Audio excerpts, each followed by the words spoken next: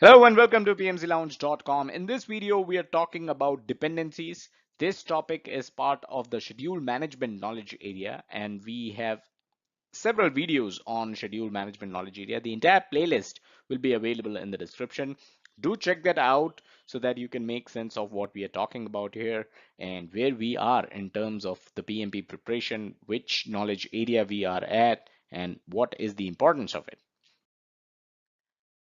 So there are three main type of dependencies, but before we go there, we recently did a video on lead and lag, the concepts of lead and lag. And in that video, we touched upon the topic of dependencies, not directly, but indirectly.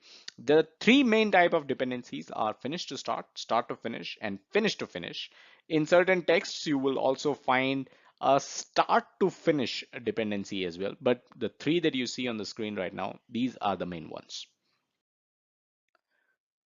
All right, talking about each one of them, let's start with finish to start, the FS dependency.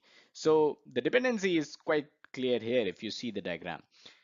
Bake a cake and decorate the cake, right? So you're baking the cake first and then you decorate the cake, which means you cannot decorate the cake unless the cake is baked. So what so this is an example of a finish to start dependency, which basically means that the first activity or the predecessor activity, this needs to finish before the second activity or the successor activity, before the second or the successor activity can start. So this is a finish to start kind of dependency. Let's talk about start to start dependency. This basically means having two activities that can start together. So while you bake the cake, you can also start making the icing. So basically, an activity can start as soon as its predecessor starts. So they can start together. Some of the texts say that start to start doesn't really mean that both activities should start together. It only means that the predecessor must start, and as soon as the predecessor starts, the second one, the successor, can also start.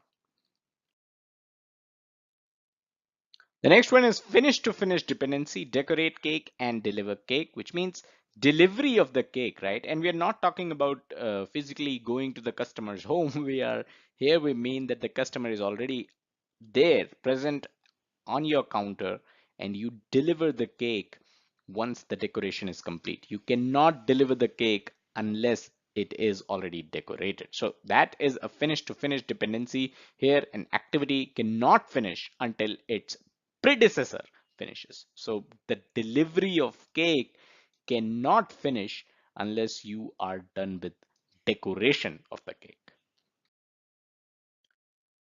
A lot of people ask us what books to buy, so go to this link, pmclounge.com/resources. These are the books that we recommend.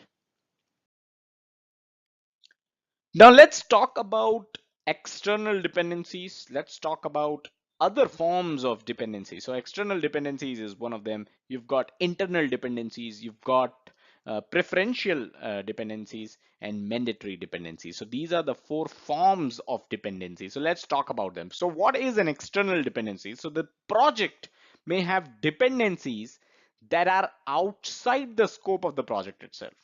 So a dependency which is outside the scope of the project itself. Can you think of an example? Have you been in a situation? Let us know in the comment.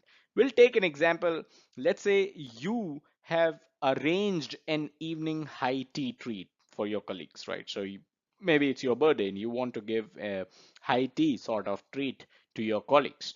Now, for arrangements, for you to make the arrangements in the cafeteria or the pantry of your office, there was a team lunch which took place in the afternoon. So you need to make sure that the team lunch finishes and the folks involved in the team lunch, they leave the cafeteria or the pantry so that you can start your arrangements for the high tea treat that you're giving, right? So is this something under your control?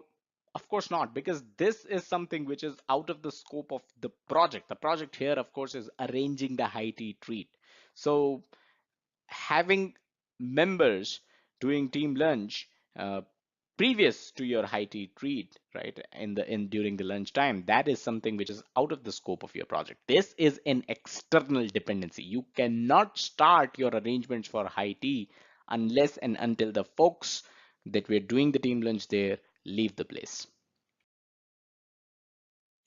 Then there are internal dependencies. So the project may have dependencies that are totally within the project scope and can be managed, like coding must finish on time for testing to stay on track. So if you lose out on coding, if you don't meet the coding milestone, the testing may not be on track. So this is a dependency between coding and testing, which is basically dependent on your project team members and the entire project as well.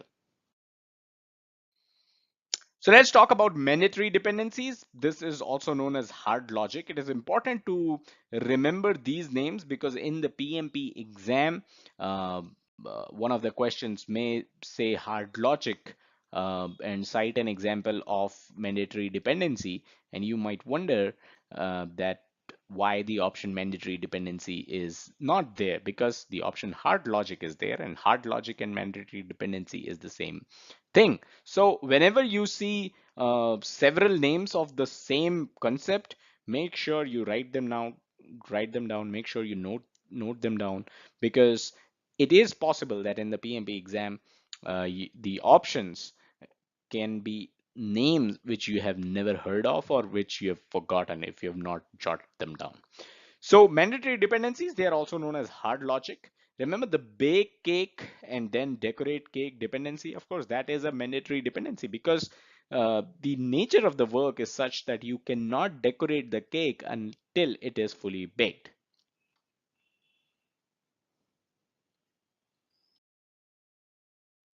So moving on to discretionary dependencies. Now, this is also known as soft logic, preferred logic, or preferential logic, right? So these are the three names for discretionary dependencies. Again, it is very important that you know all the names of any concept that you're reading for your PMP exam. So some dependencies are simply the preference of the team. So they may not, these are not external, internal, these are not mandatory dependencies. These are simply the preference of the project team. For example, no team meeting on Fridays. So if the team does not want any team meetings on Friday, that is a preferential logic or a preferential dependency, which is also known as discretionary dependency. So of course, these are probably the easiest dependencies that you can look into resolving if you face any such situation. So that's all that we had in this video. Do hit the like button if you learned something new, if you learned about dependencies, and if this video was helpful. Subscribe to the channel and hit the bell icon so that you're notified whenever we upload a new video. And don't forget to check out the website pmclounge.com, your number one free PMP resource. If you're into reading, a related article about dependencies is available on the website and linked in the description below as well. Thank you.